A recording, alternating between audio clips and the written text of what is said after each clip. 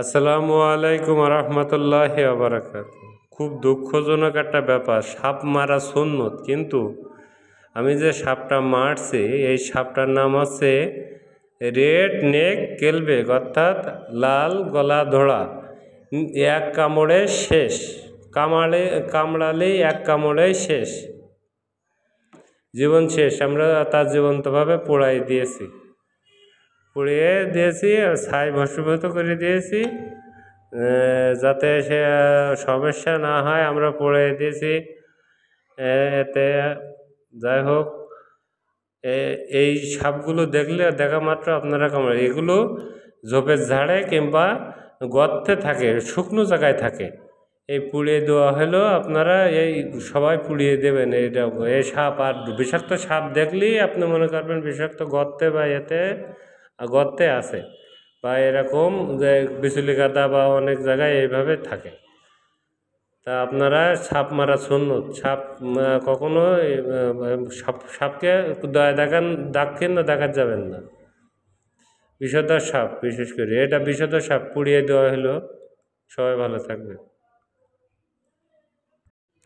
এই সাপ আপনারা খুব মায়া দেখাতে যাবেন না। এই সাপ মায়া দেখালে আপনার জীবন বিপন্ন হওয়ার সম্ভাবনা বেশি। আমি বলিলাম সাপ, নির্বিষ সাপ আর বিষাক্ত সাপ, দুই প্রকার সাপ আছে। এই যে সাপ দেখালাম, অর্থাৎ রেড নেক কেলবেক, অর্থাৎ বাংলায় যার নাম যেই দাঁড়ায় আছে আপনার লাল গলা ধরা, মানে আপনার এই সাপ যদি কামড়ায় তা আপনি নিশ্চিত মৃত্যুর দিকে ধাবিত হবেন, এতে কোনো সন্দেহ নেই। তো আমরা সাপকে মায়া বা মহাব্বত দেখানোর কোনো মায়া মহাব্বত দেখানোর কোনো আমাদের ওয়ে নেই। সাপ এই পুড়িয়ে দেওয়া হলো, আপনারা পুড়িয়ে দেওয়ার পরে এই সাপটা কীরকম, যেরকম এখন মনে হচ্ছে যে ইহুদি রাষ্ট্র ইসরায়েল যেভাবে আমাদের গ্রাস করতেছে রেড নেক কেলবেকের মতো, লাল গলা ধরার মতো, ঠিক অনুরূপভাবে ফিলিস্তিনের উপরে আমাদের আক্রমণ অ্যাট্রাক্টেড করতেছে।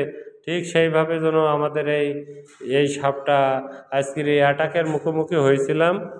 তা আপনারা সাপকে কখনো সুন্দর বা ভালো কিছু করতে যাবেন না। সাপ কিন্তু অত্যন্ত মারাত্মক। আমি বলেছি সাপ, এই সাপ এর গলা, যে সাপ আপনার সবল তোলে, এবং যে সাপ ফনা বা সবল তোলে, যে সাপের দুটো দাঁত বসায় দেয়, সেটা মনে করবেন বিষাক্ত সাপ।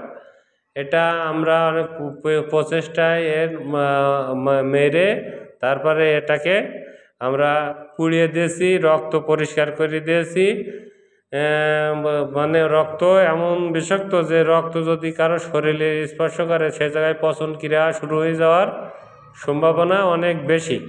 তো আপনারা সাপকে কখনোই আপনারা আদর দেখাতে যাবেন না, ভালোবাসা দেখাতে যাবেন না, মায়া মহব্বত দেখাতে যাবেন না। তাহলে যেরকম ফিলিস্তিনি জায়গা দেওয়ার কারণে ইহুদিরা আজকে তাদের ঘাড়ের উপরে গ্রাস করতেছে, আজকে মেরে ফেলছে। তারা যুদ্ধবিরতি থামাই আবার সেই যুদ্ধবিরতি ভঙ্গ করে, দেখেন রমজান মাসে তারা তাদের উপরে আক্রমণ করলো, ঠিকই সেই যে 4 শতাধিক লোক মারা গেল, এবং কত হাজারি মায়ের কোলের থেকে কত কান্নাকাটি করতেছে, কত শিশু হারা হইয়াছে, কত শিশু দেখেন আজকেরই হারায় ফেলাইছে, সব কিছু হারায় ফেলাইছে।